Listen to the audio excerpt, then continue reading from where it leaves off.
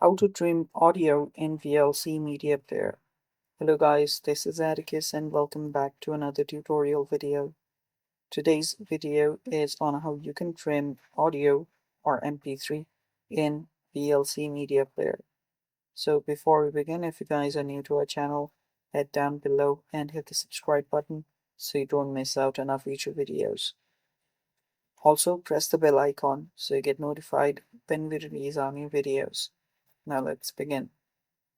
First, open up our MP3 or recording, whichever you're fine.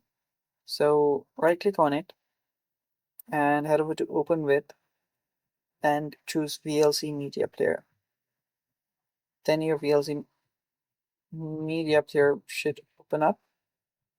After you've done that, you can see different options on the top here. Tap on. So head over to View and then choose Advanced Controls. So select Advanced Controls and you'll find these controls pop up. What this does is this will record whatever clip that you want to trim. So it's more like recording the parts that you want to trim, but not exactly trimming it. So play the video to the point where you want to trim.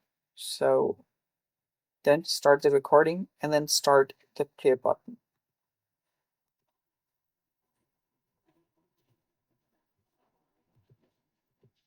After you're done, just press on both of those again to stop recording and stop playing.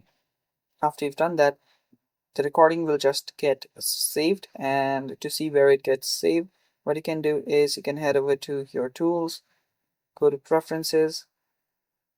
Under preferences, go to input and codec. Here you can simply scroll down.